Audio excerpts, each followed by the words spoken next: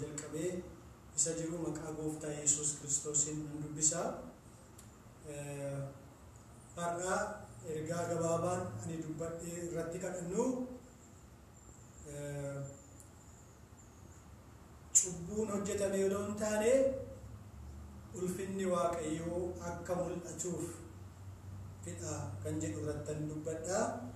Sagaleen ani dubbisu lakkoofsa 1 jalqabee maqaa Yesuusiin Yesuus utuu darbuu nama dhaloota isaatii jalqabee jaame tokko arge. Yommus bartoonni isaa barsiisaa namni kun cubbuu eenyuutiif jaamaa ta'ee dhalate? Isatu yakke moo yookiis abbaa isaatii fi haadha isaatu yakke jedhanii Yesuusin gaafatan. Yesuus immoo deebisee inni cubbuu hojjetee yookiis abbaan isaa fi haati isaa cubbuu hojjetanii miti. Isa fayyisuudhaan hojiin Waaqayyoo akka mul'atuuf jaamaa ta'ee dhalate malee jedheetu dubbate. Hin kadhanna. Yaa Waaqayyo, maqaan kee guddaadha, sagaleen kee qulqulluudha, hafuurri kee qulqulluudha. Gooftaa maccaa maqaa Kiristoos Yesuusiin sagaleen kun gidduu keenyatti humna akka godhatu, sagaleen kun fayyina keenyaaf akka ta'u, jajjabina keenyaaf akka ta'u, maqaa Gooftaa Yesuus Kiristoos sagalee kana keessa darbiitii nutti dubbadhu, jireenya keenyatti haasa'i. Yaa Waaqayyo Gooftaa, waan keessa jirru irratti dubbadhu, haala jireenya keenya irratti dubbadhu, baricha irratti dubbadhu, waldaa keenya irratti dubbadhu, amantoota irratti dubbadhu, saba biyya lafaa hundumaa irratti dubbadhu, hawaasa keenyatti dubbadhu, jireenya nama tokko tokkootti dubbadhu. Yaa Waaqayyo, hiika kan fidu Gooftaa, fayyina kan fidu, yaa Waaqayyo Gooftaa, jajjabina kan fidu akka nuu ta'u maqaa Gooftaa Yesuus Kiristoosiin sin kadhadha. Hunduma keenya nu gargaara, kan nu lolu, qilleensa keenya qabuu kan barbaadu, sagaleen kun yaa Waaqayyo akka guutummaatti gurra keenyatti, laphee keenyatti hin galle kan dhoowwuu barbaadu, qilleensa kana abboomuu kan barbaadu maqaa keetiin kan qabame yaa ta'u. Gaarummaan kee, ayyaanni kee, gargaarsi kee immoo hunduma keenya wajjin haa ta'u. Waan nu dhageesseef galatoomi. Maqaa Gooftaa Yesuusiin nu dhaga'i. Ameen. Haaleluyyaa. Iddoo kanatti Yesuus akkuma amala isaa otuu darbuu jedha. Yesuus utuu darbuu nama dhaloota isaatii jalqabee jaame tokko arge. Maqaan Waaqayyoo eebbifamu. Yesuus randomly akkuma nama warra kaanii daandiirra deemaa jira. Garuu Gooftaa Yesuusin adeemsa adda kan taasisu yeroo hundumaa yogguu deemu yeroo hundumaa waa hojjetaa deema. Yogguu deemu dingatan deemu. Yogguu deemu waa qixeessaa deema, rakkoo furaa deema, gaaffii namootaa deebisaa deema. Casual deemmitiin warra kaanii wajjin wal fakkaachuu danda'a ija namaatiin yogguu ilaalamu. Yesuus garuu tasuma akka itti dhufe deemee hin beeku. Pilaaniidhumaan adeema. Galanni Waaqayyoof haa ta'u. Har'as Waaqayyoo as jira. Amma Yesuus addanaan darba. Dubbii keenya taasa'aa jira. Garaa kee taasa'aa jira, yaada kee taasa'aa jira, bara kee taasa'aa jira, mul'ata kee irratti taasa'aa jira, tulluu sasirratti ta'e irratti taasa'aa jira. Waaqayyo maqaan Gooftaa haa eebbifamu. Yesuus Gooftaadha. Namni kana dhagahaa jiru yeroo kanatti sagalee kana namni dhaga'u hundi Waaqayyo si taasa'aa jira. Maal jedhamee gaaffiin gaafatame? Ergamoota Gooftaatu yeroo baay'ee gaaffii gaafata Yesuus duukaa yogguu deeman. Akkuma sana ta'ee har'aa iddoo kanatti isa laallu kana keessatti namni jaamaa ta'ee dhalate tokkotu ture. Namoonni jaamaa hedduutu jira. Namoonni dhaloota isaaniitii jalqabanii jaaman, namoonni dhaloota isaaniitii naafa ta'anii deeman baay'eetu jira. Garuu Yesuus karaa namicha sanaa gore. Gooftaan kan eebbifame haa ta'u. Yesuus yogguu darbu beekuun attam gaariidha. Yesuus yogguu darbu hubachuun attam gaariidha. Har'a Waaqayyo addanaan jira, Waaqayyo addanaan darbaa, dhimma kee taasa'aa jira. Gooftaan maccaa maqaan Yesuus kan eebbifame haa ta'u. Haaleluyyaa. Akka tasaa deemaa jira miti. Gooftichi asiin darbaa jira. guyyaa tokko karaa Yerikoo irra otoo deemaa jiru Yesuus akkuma kana nama Barxamiyoos jedhamu tokko ijoon dhalootuma isaatii jalqabe jaamee kan ture. Inni immoo hojiin ittiin beekamu tokko karaarra taa'ee kadhachuutu. Karaarra taa'ee otuu kadhataa jiru Yesuus namoonni wal dhiibanii wawwacaa deemu ture. Iyyaa deemu ture. As gorii achi gorii maaliif Yesuus karaa deemurra nama baay'eetu deema yeroo baay'ee. Followeroota baay'ee qaba Yesuus. Maqaan Gooftaa haa eebbifamu. Kanarraa kan ka'ee Barxamiyoos sagalee isaa maal inni sagalee ani dhaga'aa jiru kuni jedhe. Ilma Daawit Yesuus asirraan darbaa jira. Haleluuyaa. Har'a Yesuus asiin darbaa jira isiniin jechaa jira. Daddafeen maaliif akka ta'e hin beeku deddeebiseen dubbataa jira. Yesuus Gooftaadha. Asirraan darbaa jira Waaqayyo. Iddoo sagaleen isaatti dubbatamu irraan hin darba Gooftaan. Lama sadiis taatanii maqaa kootiin walitti yoo qabamtan ani achitti nan argama inni jedhe. Waaqayyo sagalee isaatiin amanamaa waan ta'eef asirraan darbaa jira. Iddoo kanatti darbaa jira Waaqayyo maqaan isaa haa ulfaatu. Yesuus Gooftaan. Kanaaf Barxamiyoos sagalee saa ol fudhatee haleluuyaa. Yagguu Waaqayyo argamu baruun attam gaariidha. Waaqayyo argamee jira ture. Yesuus achirraan darbaa ture. Kanaaf kaasuwaaliin ture. Waci suni waca namoota akkasumaanii fakkaachuullee danda'a nama hin beekne. Garuu Barxamiyoos hubatee ture. This was not a casual trip. Crowdiin wacal jedhee deemu tokkon turre. Walga'iidhuma namoonni wal dhiibanii deeman tokko irraa adda akka ta'e hubate. Maaliif Yesuus achi jira ture. Haleluuyaa. Maqaan Waaqayyoo haa eebbifamu. Kanarraa kan ka'e maal jedhe? Yesuus yaa ilma Daawit namaari. Haleluuyaa. Namaari. Jalqabuma ennaas akka tafaansa araara gaafate. Araara Waaqayyo namni gaafatu hin argata. Namoonni yeroo tokko tokko nisaa galu maaliifan barbaachise maalini nama caalaa cubbuu hojjedheera ani cubbuun koo warra kaanirraa olii jedhanii nama wajjin kompeeri of gochuudhaaf nuuf hin kennamne nuuf. Ani hariiroon koo Waaqayyumaa wajjin ta'uu qaba. Namni hundumtuu hariiroon isaa Waaqayyumaa wajjin ta'uu qaba malee abalurra caalaa kan koo abalurra caalaa furdataa cubbuun koo jechuudhaaf nuuf hin eeyyamamne. Maqaan Waaqaa eebbifamu. Hariiroo namicha sanaa dabaluu sanaa Waaqatu beeka. Isa booda nama iyya hamma sana keessaati iyya namoota wacaa jiranii wal dhiibaa jiran sana keessaa Yesuus kan isin dhibu Barxamiyoos adda baasee dhagaye. It was amazing. Ani garaadhaan ture kan barbaadaa jiru. Yesuusin kan inni waaqessu kan inni kadhachaa jiru. Ya ilma Daawit nabira hin darbin. Haleluuyaa. Nabira hin darbin yoo jettan har'a namni kana dhagahaa jirtu eessayyuu jiraadhu. Namni dubbii kana dhageessu Waaqayyo nabira hin darbin. Haleluuyaa. Ilma Daawit namaari yoo jette Waaqayyo har'a dubbii kee hiika. Waaqayyo har'a dubbii kee jijjiira. Waaqayyo har'a tulluu kee jigsa. Waaqayyo har'a galaana kee hin hira. Maqaa Gooftaa Yesuusin.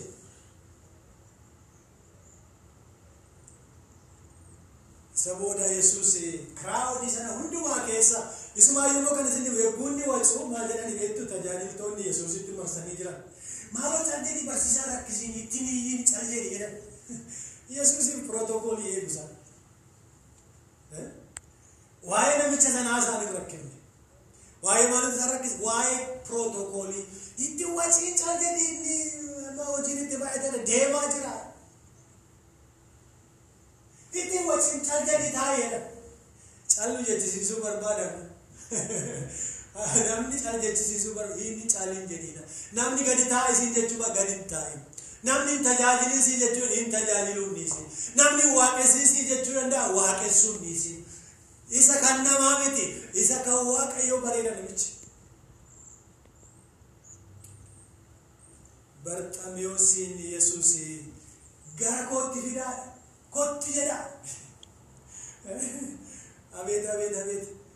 gooftaa Yesuus eeggunni instructionii kenne waama jedhu warri dura gadi ta'e kootu si waama nama ijaan qabne nama deemuu hin dandeenye nama diriitoo irra tuulee waggaa meeqa achi taa'aa jiru baatanii lafa kootu si waama darbee waaqayyo yogguu mana keessa darbu namni sin dabarsa namni sin jalan dhaabbatu warri gadi taa'e sin jalan ol ka'i maaloo sin jedhu gadi taa'uu kee warri hin barbaanne ka'anii si teessisu gaafas Yesuus gooftaa waaqayyo qofaadha malli hin biraan hin jiru annama waaqayyo mallisaa waaqayyo annama gooftaa fallisaa gooftaadha kan nama waaqayyo hiiknisaa waaqayyuma maqaan gooftaa eebbifamu namatti tolaa waaqni kun namatti tola yeroo baay'ee waaqayyo warra duubaa yagguu warra namni isaan ilaaluu hin dandeenyetti goruun amala isaati isa booda maal barbaadda Bartolomeewus maal barbaadda jennaani arguun barbaada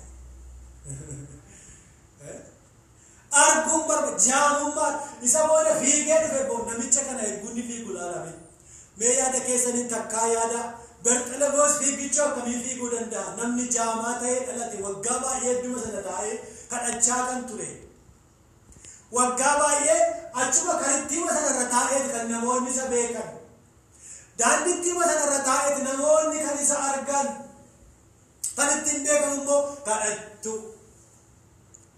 abbaan dandee meezootti darbatee darba abbaan dandee dumbullootti darbatee darba abbaan dandee sumuniitti darbatee darba dhaloota isaarraa jalqabee garuu hojiin inni ittiin beekamu kadhattuudha kadhataa ture Yesus argisiifaa ta'u haleluuyaa Yesus obboloota koo isa nuti yaannuun oli gara jabeessa miti hamaa miti gooftaan keenya gara laafessa warra isa kadhataniif hin dhaga'a warra isa waammataniif hin dhaga'a warra isa gaafataniif hin kenna balbala isaa rurrukutaan isiniif banama kadhadhaan isiniif kennama inni jedhame sagaleen waaqayyo Maatiyos boqonnaa 7 lakkoofsa 7 irratti akkuma dubbatan gooftichi waan isin barbaaddan isiniif kenna maal barbaadaa jirta maal gaafataa jirta har'a Yesuus Kiristoos ilmi waaqayyo waan ati gaafatte waan ati barbaadde waan akka sagalee isaa ta'e sii kennuuf addanaan darbaa jira akkuma kana namicha jaamaa ta'e kana Yesuus iddoo kana boqonnaa 9 amma dubbise kana irratti immoo yogguu laallu jaamaa ta'eeti kan dhalate namni kun jaamaa ta'eeti kan dhalate kanaaf jaamaa ta'e yogguu dhalatu yeroo hundumaa wanti gaaffii uumama questionii guddaatu uumama sammuu nama maalirraa kan ka'e kun kana ta'e safuudha jedhu biyya keenya safuudha abbaan beeku waan isaan beeknu jedhamu miti hin beeknu jedhamu dhugaadhuma kanaaf gaaffii guddaadha kun why is this man was born blind namni kun maalirraa kan ka'e jaamaa ta'e dhalate tarii abbaa isaatu cubbuu hojjeteera tarii ammoo haadha isaatu cubbuu hojjeteera moo isaatu cubbuu hojjete laata gaaffiin Yesuus garuu very simple clear and short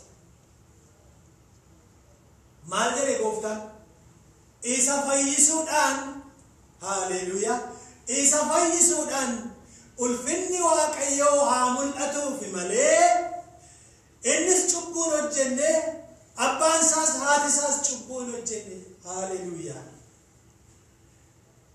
cubbuu hojjechuu tafeeti miti jarri kun ijaa cubbuu hin qabneef miti kan akkas jedhe Yesuus garuu cubbuu irraa kan ka'e cubbuu isaanii namoota warra kaan irra furdaa ta'eef miti cubbuun isaan qaban namoota warra kaan irra ijaa caaleef miti jechuu barbaadeetu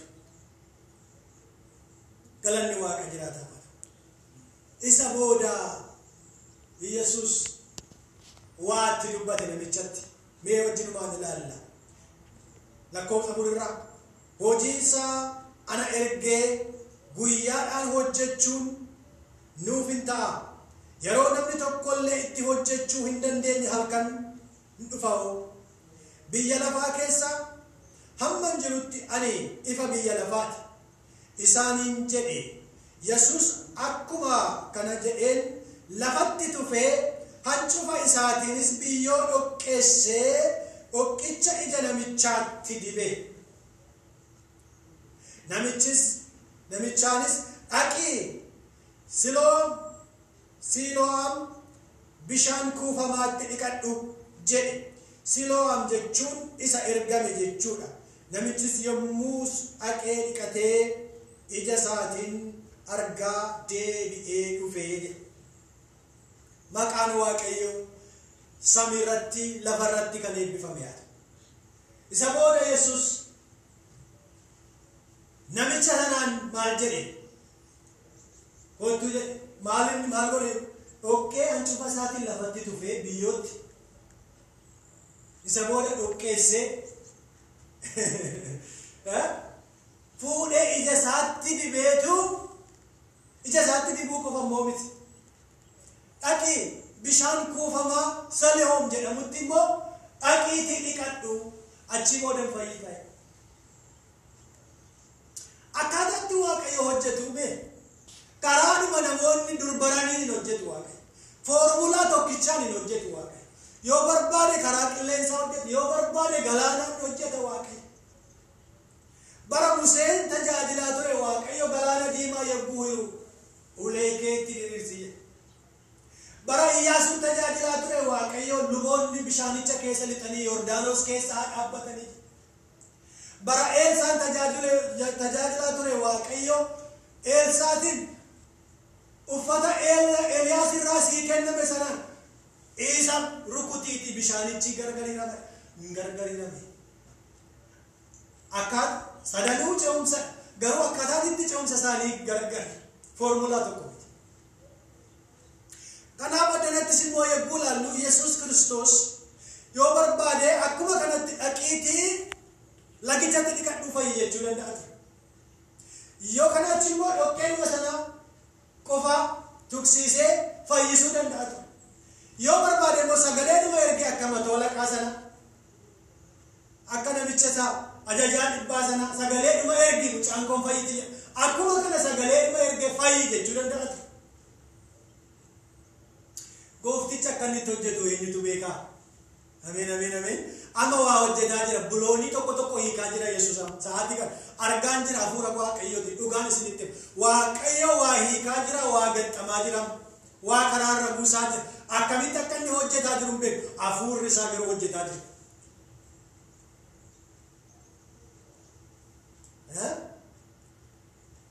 Kan isin kun nama macaafa moototaa isa lammaffaa boqonnaa 5 irratti jeneraala Sooriyaa tokko Ni'imaan nama jedhamu tokkotu ture.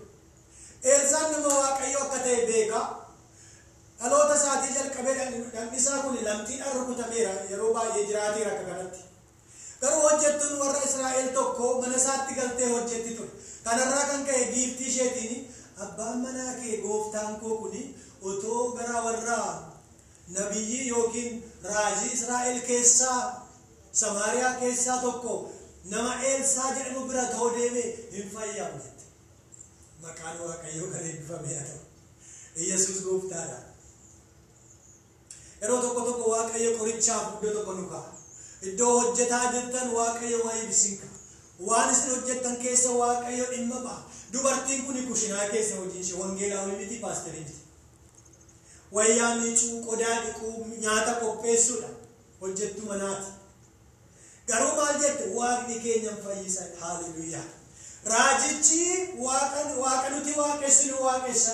Waaqa ishee wajjin wal barsiiste. Achuma teessee achuma kushinaa ishee keessa hojii hojjettu. That's a great work. Wherever we go, we shine Christ. We show His mercy, His love. We share His gift. Kanarraa kan ka'e dubartiin abbaa haati manaasaa kana yommuu dhageessu abbaa manaa isheetti himte jeneraalichatti himte. maal jette maaloo raajiin nama fayyisu tokko biyya Israa'el keessaa bakka Samaariyaa jedhamu jira jedhanii maaloo ka'ii deemi jette. Deemuudhaaf ka'ee duraan dursee xalayaa barreessee mooticha Israa'elitti erge jechuudha. Mootichi wayyaasaa tarsaasee jedha sagaleen Waaqayyo. Maaliif ani nama fayyisuu hin danda'u? Dubbii na barbaadaa jira malee namni kuni akkamittiin ani akkan isa fayyisu barbaadee gara kootti xalayaa ergaa. Eelsaan dubbii kana godhaga'u haa dhufu sodaatiin jedhe. Eelsaan nama Waaqayyooti. Waaqayyo isa wajjin jira. Harki Waaqayyo isa wajjin socho'a. Waaqayyo yaadni isaa isarra jira. Humni isaa isarra jira. Dibanni isaa isarra jira. Kanarraa kan ka'e nama kana hin dhufiin jetteen dhuwi haa dhufu. Waaqayyo keenya jira. Haaleluyyaa. Waaqni keenya fayyisaa. Eelsaa bira dhufee namichi. Eelsaa bira dhufee namichi waan inni eegeeru foormulaan isaa maal yaadara ture beektu jeneraala waan ta'eef iddoo kamsi dhukkuba yaa jeneraal koo maaloo jedhee uffata isaarraa ilaalee irree isaa kana qaqqabee gatiitti isaa kana qaqqabee fuula isaa isa lamxiin rukute kana qaqqabee waaqni koo si haa fayyisu jedhee tsalootii waan godhu isatti fakkaatee ture. Garuu Eelsaan akkas miti kan jedhe aqii laga Yordaanos keessa si'a torba lixiitii ol ba'i. Gadi lixii xilliqsoo lixiitii ol ba'i. Xilliqsoo beektu? Xilliqsoo lixiitii ba'i. Namni Waaqayyo yogguu dubbatu waan Waaqayyo dhaga'uun attam gaarii seetan gowwummaa fakkaatti waan Waaqa. Iddoo kanatti illee gooftaa Yesuus dhoqqee kana dhoqqeessee yogguu inni dibu natti hin dibiin dhoqqee durumaayyuu jaameen jira maalatti dibda jechuu danda'a ture namni garuu hin jenne. Maaliif Yesuus akkaataa inni hojjetu waan namni beeku jaan jirre of kenneedhuma dhandhasaatti dhoqqeen sun akka dibamtu. Erga dibamee booda tadana baabbara olumaa gadi gatan taraa immoo deemee dhaqee lagatti bishaanitti kuufamtu sanatti dhiqate. Jeneraalli kuni inni sila sinitti Eelsaa bira inni deeme si'a torba kan isin dhibu hin dheekkamee jedha sagaleen Waaqayyo. Hin dheekkame aare bishaan biyya keenya Abaanaa fi Faarfaa kan jedhaman Yordaanos kanarraa harka baay'ee caalu miti isaanitti dhiqachuun naaf hin ta'u ture maal gochuun asan dhufee.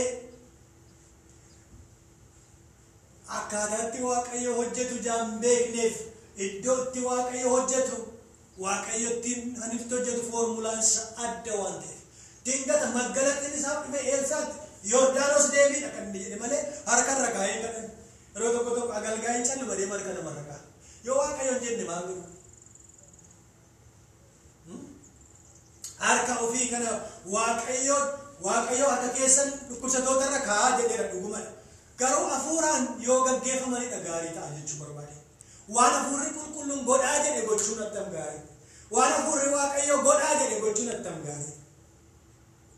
Hafuura Waaqayyootiin ala oofamanii immooshinii simmeetiin ofiitiin oofamanii waa yoo godhan yeroo tokko dadhabbii dhumataa. Ijoollee Asqawwaa kan jedhaman tokkotti turanii sagalee Waaqayyoo hojii ergamoota boqonnaa 28 irra. Nuti maqaa Yesuusin si'ifanna isa Phaawulos faa lallaban jedhan isa booda seexanni maal akka jette beektu jala sana keessa warra isaan kadhatanii harkarra kaa'anii kadhatan. Phaawulosinis beekna Yesuusinis beekna isin immoo eessadhanii kaalchoodhaan hidhiitanii maaliif namni godheef gochuun hin ta'u. Tokkoffaa paaworii Waaqayyoo barbaachisa. Kennaa Waaqayyoo barbaachisa. Waaqayyo jala of galchuu barbaachisa. Submission Waaqatti nama submit of godhu. Akka ayyaana Waaqayyoo akka fedha Waaqayyootti yoo jiraachuu dhaabanne akka ijoollee Asqawwaa sanaa isin immoo warra eessaati jedhanii hojii Waaqayyoo tuffachiise. Jeneraalichi eekkamee tiniyaadee iyyuu malee booda garuu ashkaroonni isaa warri isa wajjin jiran maaloo yoo gooftaan eekkamiin kun nama Waaqaati. Utuma waan biraas ajajeeyyuu gochuun kennafu laga keessa bishaan kana keessa lixxee yoo baate maaltu si rakkiseedha. Nama fayyadamee namni haariidhumaan dhaqee garuu Waaqayyo araara qabeessa waan ta'eef si'a torba lixee bahe jedha sagaleen Waaqa. Si'a ja'atti hin fayyine, si'a shanitti hin fayyine, si'a lamatti hin fayyine, hamma torbaatti eege kan Waaqayyo. Aliif si'a torba dheera kan namni Waaqayyo. Si'a torba yennaan si'uma torba ta'uu qaba ture, si'a torba lixee torbaffaatti eegguun achii ba'u dhagni isaa dhagna daa'imaa fakkaatee jedha sagaleen Waaqayyo. It's amazing. Akkanatti Waaqayyo hojjetu namni beeku hin jiru obbola. Iddoo kanatti illee gooftaan yogguu inni ija namicha kanaatti dhoqqeessee hancufa isaa lafatti tufee dhoqqeessee achi booda maal godhinaan maal gochaa jirta na fayyisiin jedhe malee dhoqqeenatti dibinsiin jedhe biyyoonatti dibinsiin jedheeyyuu diduu ni balatu. Garuu Waaqayyo harka uf galchee waan jiruuf, humna Waaqayyo jala uf galchee waan jiruuf, ayyaana Waaqayyo jala uf galchee waan jiruuf, Yesuusitti of kennee waan jiruuf waan barbaadde godhi jedhe Yesuusitti. Haleluuyaa. Sarraandar jedhama, of kennu. Booji'amuu jechaadha gooftaaf. Hallelujah. You are the one who can heal. Doktorii bira yogguu deemu namni sarjarii yogguu godhatu akka namichi dhukkubnee fi anesteeshiyaa kennu ittiin hadoochan jecha. Tarii yeroo baay'ee namicha raffisu yoo sarjarii guddaa ta'e. Kana jechuun maal jechuudha? Si amaneera waan barbaadde godhi jedhee namichi suni farramee itti of kennee gooftaatti amma of kenna namni hara. Look, hakiima isa haaduudhaan muree baqaqsee milaachiidhaan muree baqaqsee hodhutti namni amaneetu of kenna. Barbaachisaa hakiimiin Waaqatu uume sammuu isaanii if kenna. Isaaniin hamma sana ta'ee otoo jiru garuu gooftaadhuma sattiin fayyine kan ammoo hammam itti hirkata namni, hammam amanata namni. Har'a Waaqayyoon amanachuun hunduma caalaa nama baay'eetti waan hir'ate natti fakkaata.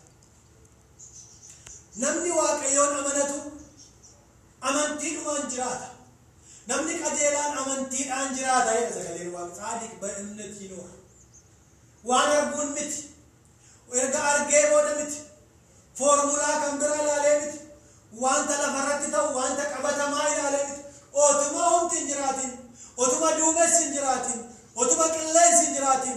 Waan mul'atu otoo hin jiraatin. Waaqayyoon amanata. Haleluuyaa. Namni Waaqayyoon amanatu, Waaqayyootti hirkatu hin kufu hin badu. Waaqayyo gaaffii isaa deebisa. Waaqayyo caba isaa wal'aana. Waaqayyo gadda isa oolcha. Waaqayyo hamaarraa isa eega. Maqaan Waaqayyo haa eebbifamu. Waa'ee Waaqayyoon amanachuu namicha kanaa argina iddoo kanatti.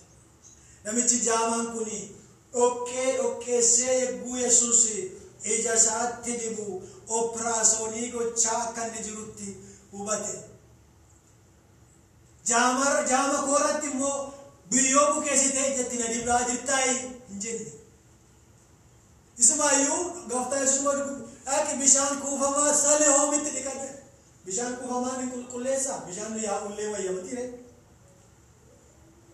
Harootti dhiqate. Haroon suni maal jedhu Selehoom. Selehoom jechuun maqaan isaa isa ergame jechaadha. Yetalaaqe jechuudha. Isa ergame. Haqee dhiqatee eeguu dhiqatee raawwatu iji isaa fayye. Namichi kun bishaan ija dhiqachaa ture yeroo fuula isaa dhiqachuun isaa oollee waggaa baay'ee dura. Dhiqachuu sana keessa fayyinni kan akka dhufu kan taasise ija dhiqachuu hin taane dubbii Waaqayyootiin gaggeeffamee gochuu isaati. Kiristoosiin gaggeeffamee gochuu isaati. Inistiraakshini Waaqayyoorraa fudhatee gochuu isaatu hiika fide. Maqaan gooftaa kan eebbifame haa ta'u. Yesuus gooftaadha. Waaqni keenya Waaqa guddaadha. Warra isa amanataniif amanamaadha gooftaan. Warra isatti hirkataniif amanamaadha gooftaan. Haleluuyaa. Kanaaf namichi suni fayyee akka inni fayyee argina iddoo kanatti. Isa booda namoonni karaaraan isa arganii. Isa moo isa miti inni kan lakkisa miti isa fakkaata malee. Isa booda Waaqayyo gara namaa eeguu dhufu namoota walii wallaalchisa. seenaa durii warri beekan isa ammaa kana bira wal bira qabanii kun isa boosa miti piikcharii malee laadhinte piikcharii keessa ammaan isa duriitti akkamitti akkas jijjiiramte waaqa dhagaa kan nama geeddaru ameen waaqayyo bifa namaa geeddara waaqayyo seenaa namaa geeddara waaqayyo maqaa namaa geeddara waaqayyo adreesii namaa jijjiira baay'ee keenya kanatu ta'e waaqayyo kuni isa nama geeddaruu danda'u isa nama jiraachisuu danda'u qofa doon taane seenaa namaa geeddaruu danda'a inni geeddaramu waan hundumaa garuu geeddaruu isa booda isa miti inni kan isa miti lakki isa fakkaata malee inni kan lakki isuma argitu kunoola konkona isaan argitu akkaataa abbisaan argitu beekaa kunoola isa booda akkamitti fayyistee jedhan beekoo asinitti dubbisa olloonni isaa warri kanaan dura utuu inni kadhatuu argan inni kun namicha isa taa'ee kadhachaa ture miti jedhanii gaafatan namoonni kaan eeyyee isuma jedhan kaan immoo lakkisa isa fakkaata malee jedhan namicha yommus ani isa jedhe namni iji kee lachanuu attamitti siif banamaniree jedhanii isa gaafatan kanarratti inni namicha isa Yesuus jedhamutu biyyoo dhoqqeessee ija koo lachuutti anaaf dibe gara bishaan Selihoom dhaqiitii dhiqadhu anaan jedhe anis dhaqee dhiqadheetan arguu danda'ee jedhe isaaniif deebise jarri immoo inni eessa jira jedhanii isa gaafatan namichi garuu ani hin beeku jedhee deebiseef galanni waaqayyoo namicha Yesuus jedhamutu na fayyise haleluuyaa isatu na fayyise Yesuus kun fayyisaa ta'uusaa the more you talk about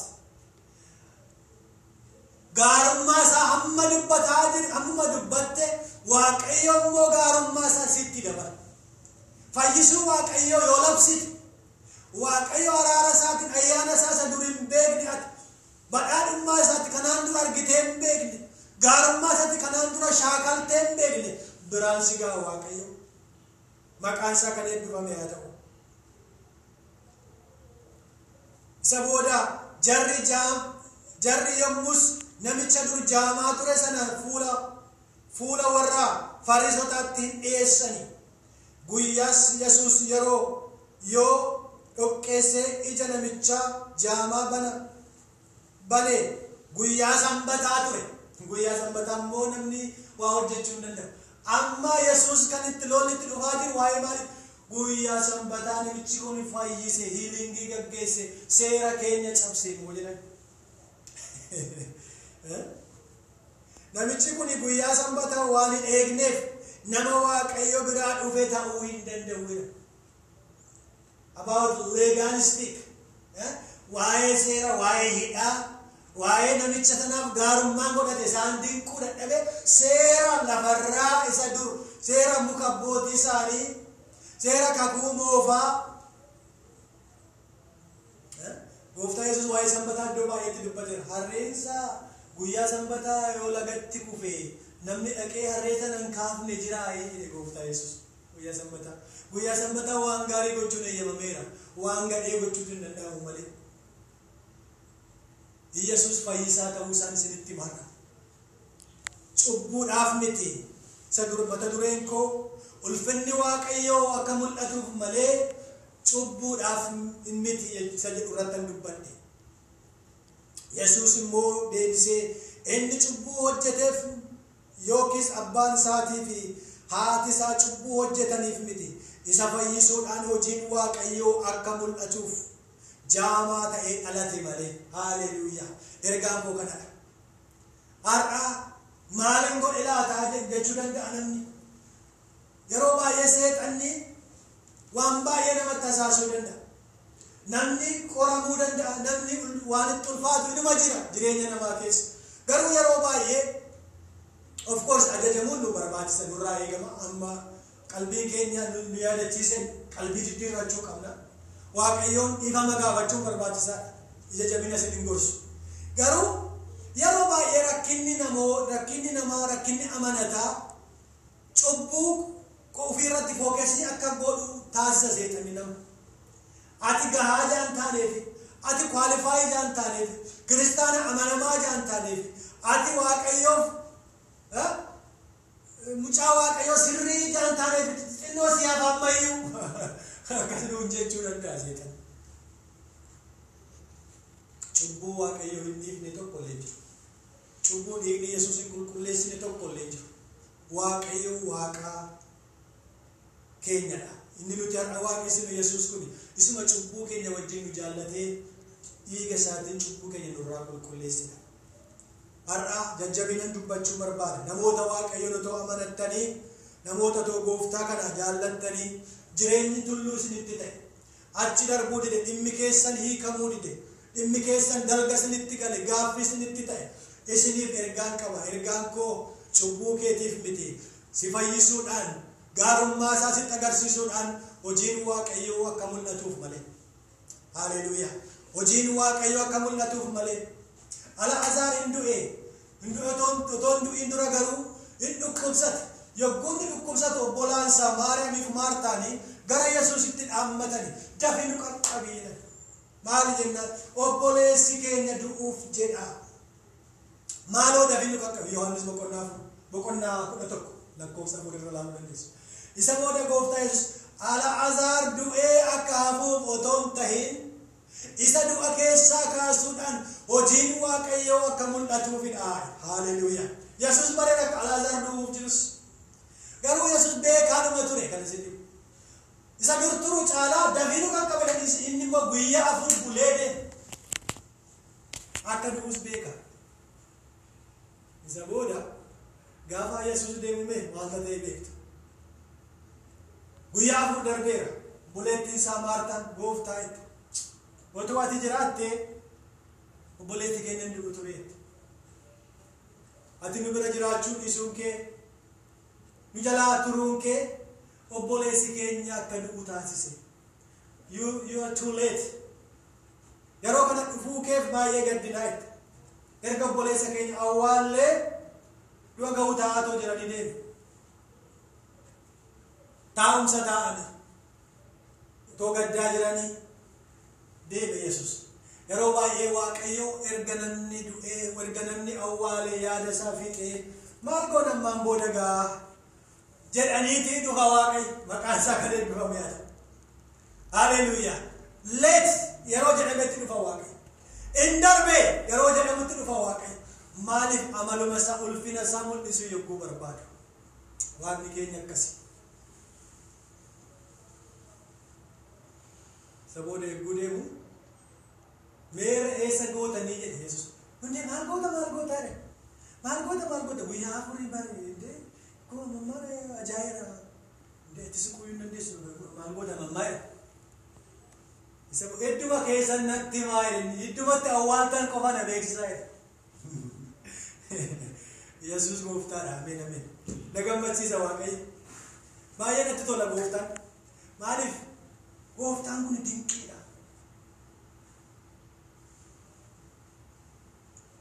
Isa booda iddoo awwaalichaa deemee awwaalicha dhaabbatee maqaadhaan waame kaa gooftaan. Al'aazaar sagalee isa ol fudhatee Yesuus Al'aazaar kootu ba'i. Haleluuyaa. Maqaan waaqayyoo eebbifamu. Kootu ba'i. Du'aatti dubbata Yesuus. Isa gurraan qabne, isa du'ee, isa tortoree, isa darbe, isa humnaan qabu, isa hin danda'u jedhe. Isa keetti dubbata waaqayyo. Dhimma keetti dubbata waaqayyo. Haleluuyaa. Du'aa kee waama waaqayyo har'a. Isa si jalaa du'e, isa si jalaa cabe, isaati hin danda'u jette, isa ni dadhabeera jette, isaatitti humna abdii kutatte. Irratti dubbata waaqayyo. Har'a waama maqaadhaan Yesuus. Dhimma kee waaqayyo maqaadhaan waama. Ameen ameen. Dhimma kee waama gooftaan. Maqaadhaan waama waaqayyo. Haleluuyaa. Dhimma kee waama. Dhabaadha yoo ta'e dhaba kee waama. Fayyaadha yoo ta'e fayyaa keetti deebita. Gammachuu keetti deebita. Jireenyi kee kan wal make, jireenyi kee kan nagaa dhabe har'a waaqayyos nagaa sitti deebisa. Jireenya keetu qarra waaqayyo maqaan isaa kan eebbifame haa ta'u. Yesuus Kiristoos inni gooftaadha. Sagalee baay'ee utuma keessi koo dudubbachuu barbaadu nan gabaabsa. Sagalee baay'ee hafuurri koo itti dadammaqee dhufedha. Gooftaan maqaan isaa kan eebbifame haa ta'u. Dhimma keessan irratti har'a waaqayyo dubbateera. Hin kadhanna kadhata gabaabaa goona. Haleluuyaa. Makala bagadibos, penegredibos, Yesus. Gooftaa machaa. Haleluuyaa. Mekala bababandos, pena magrabas kelerebegedibos. Yesus ilma waaqayyo jiraataa bara bara. Si amananneerra gooftaa. Dhimma keenya irratti taasise. Haleluuyaa. Dhimma saba kee irratti taasise. Fayyaa obboloota koo irratti taasise. Warra si barbaaddataa jiran irratti taasise. Ittaasise maqaadhaan waami dhibee isaanii. Maqaadhaan waami rakkoo isaanii. Paalabaagadibos, penebegedibos. Waami gooftaa. Waami kaasi waaqayyo. Waami baasi waaqayyo. Haleluuyaa. Paalalalalabadibos. Terebegedibos, panamaglabadibos. Sasit ulfaate waaqayyo maqaadhaan waama. Yesus gooftaadha. Yesus gooftaadha. Haleluuyaa. Sha'akradinamos. Sherebegledibos, panamagrabadianamos. Rahalalalalalabaso krabadia. Gammachuun kan sirraa fagaate. Fayyaan kan sirraa fagaate. Boo'icha qofaa kan ta'e. Yesus dhimma kee maqaadhaan waamaadha. Al'aazar. Haleluuyaa. Paakalabadibos. Du'aa kee waama waaqayyo. Rakkoo kee maqaadhaan waama waaqayyo har'a. Dhibee kee maqaadhaan waama gooftaa Yesuusa. Haleluuyaa. Lubbuutti deebise gooftaan. Al'aazar hin bahe boolla keessa. No more days. Haleluuyaa. Du'aa miti ammaan booda. Hin fayye. Haleluuyaa. Fayyinni siif haa ta'u har'a. Nagaan siif haa ta'u har'a. Gammachuun dhugaa siif haa ta'u har'a. Waaqayyo dhimma kee hin hojjeta. Haleluuyaa. Haleluuyaa. Kalabagadibos. Warra boo'aa jiranitti deemee Yesuus du'aa isaanii maqaadhaan waame. Du'aa isaanii maqaadhaan waame waaqayyo. Du'aa keenya maqaadhaan waama. Dhukkuba kee maqaadhaan waama. Faayinaansii kee maqaadhaan waama. Bultii kee maqaadhaan waama gooftaan machaa. Thank you Lord. Thank you Lord. Ulfinni siif haa ta'u. Galanni siif haa ta'u.